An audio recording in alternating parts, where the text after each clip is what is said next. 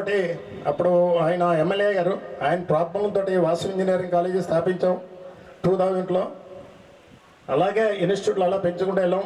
ఏంటంటే ఆయన చెప్పినట్టు ఏంటంటే 100% ఆధార్ ఉంటేనే దాని యొక్క సత్తువ పిల్లల యొక్క తెలుస్తుంది. ఈ రోజు నేను లెసన్ ఇవ్వకపోతే రేపొద్దున వాళ్ళు బ్యాక్ అవుతారు. 2 రోజులు పోతే 2 రోజులు లెసన్, 3 రోజులు పోతే 3 రోజులు లెసన్. అలా ఏంటంటే ఒక వారం రోజులు పోయేటప్పటికి వాళ్ళకి ఆ లెసన్ గురించి తెలియదు, ఆ సబ్జెక్ట్ గురించి తెలియదు. తెలియక వాళ్ళు ఏంటంటే 6వ రోజు నుంచి రోడ్డు పక్క నుంచి ఉంటారు. ఎందుకుంటారంటే ఈ టీచర్స్ అడిగిన దానికి చెప్పలేక మీరు దాని యొక్క కాన్సన్ట్రేట్ చేయలేక లేదు. ఏ వ్యక్తి అయినా సరే ప్రతి వ్యక్తులను కూడా సాధించే తత్వం ఉంది. కానీ అంటే మీకు కాన్ఫిడెన్స్ లేదు. మీరు ఏంటంటే ఏం చదువుతావులే ఏంట్లే అని అనుకుంటారు. ఈ 4 సంవత్సరాలు హ్యాపీగా ఉంటే 40 సంవత్సరాలు బాధపడతారు. అంటే first year, second year, third year, fourth year ఈ 4 సంవత్సరాలు కాలేజీకి వచ్చి చాలా హ్యాపీగా గడిపేస్తారు. కానీ వాళ్ళకి జాబ్ రాక జీవితంలో పైకి ఎదగలేక 40 సంవత్సరాలు బాధపడతారు. ఈ 4 సంవత్సరాలు కూడా ఈ ఇన్స్టిట్యూట్ మీద కాన్సన్ట్రేట్ చేసి ఆ టీచింగ్ని అడిగి ఆ విధంగా చేసి జాబ్లోకి వెళ్ళిన 40 సంవత్సరాలు జాబ్ చేయొచ్చు. ఆ లైఫ్ మీ చేతిలోనే ఉంది, ఆ కాన్ఫిడెన్స్ మీ చేతిలోనే ఉంది. మీరు ఏ విధంగా తీసుకుంటే ఆ విధంగా ఉంటుంది. హ్యాపీగా తిరగాలన్నా మీ ఇష్టమే, చదువుకోవాలన్నా మీ ఇష్టమే. కానీ చదువుకున్నా ఉన్న లైఫ్ చదువుకోలేకపోతే ఏముండదు. చెప్పుకోవాలంటే ఇవాళ నేను ఇంటర్మీడియట్ ఫస్ట్ ఇయర్ చదివింది.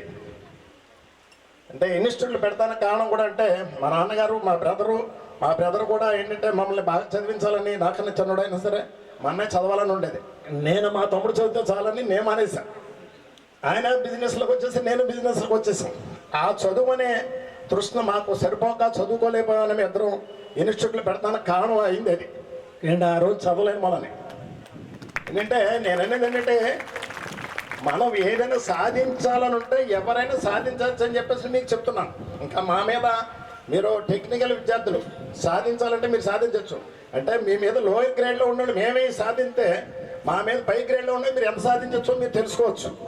ఏంటంటే అందువల్ల ఏంటంటే ఇందాక రంగరాజు గారు చెప్పినట్టు ఆయన మీరు ఏ విధంగా ఆయన దగ్గరంటే 50,000 రూపాయలు వస్తుంది. ఈసీ స్టేట్ ఈసీ మెంబర్స్ మేము అడిగే రాజుగారు మీకు 50,000 రూపాయల దాకా వస్తుందండి, ఫీజు పెట్టుకోండి అంటే ఎందుకంటే సత్యనారాయణ గారు 50,000 పెట్టి మళ్ళీ ల్యాప్టాప్లు ఫ్రీ, లేకపోతే 15,000 లెస్, ఇవన్నీ మాకెందుకు, మాకు అక్కర్లేదు, 35,000 రూపాయలతోటే మేము చదువు చెప్పి ఆ టాలెంట్ చూపించుకుని ఆ రోజుని మేము పెంచుకుంటామని చెప్పేసి ఈ సభాముఖంగా తెలియజేస్తున్నాను మీకు. అటువంటి వ్యక్తి రంగరాజు గారు. డబ్బుల విషయం కాదు, అసలు మీరు కట్టే ఫీజులు ఎంత, ఇవాళ కాలేజీ డెవలప్మెంట్ ఎంతో మీకు తెలుస్తుంది ఆయన ఏ విధంగా చేస్తున్నారు అన్నది. అందువల్ల ఏంటంటే స్టూడెంట్స్ అందరూ కూడా 100% హాజరయ్యి టీచింగ్ మీకు తెలియని ఆయన చెప్పారు మినిమం ఛార్జ్ ఇవ్వమన్నారు. అలాగే ఏ కాలేజీ చెప్పదు, ఏ కాలేజీలో ఏ చైర్మన్ కూడా చెప్పరు మినిమం ఛార్జ్ ఇవ్వమని. కొంత కన్స్ట్రక్షన్ చేస్తారు, ఆయన అలా కాదు మినిమం ఛార్జీ పెట్టి చదువుకోమన్నారు. ఆ ఛాన్స్ మీకు ఉందని, మీరు ఆ విధంగా వెళ్తారని, మంచి ఉత్తమ ఫలితాలు సాధిస్తారని, మంచి భవిష్యత్తు ఉంటుందని మిమ్మల్ని మీకు అందరికీ తెలియజేస్తూ మిమ్మల్ని దీవిస్తూ సెలవు తీసుకుంటున్నాను.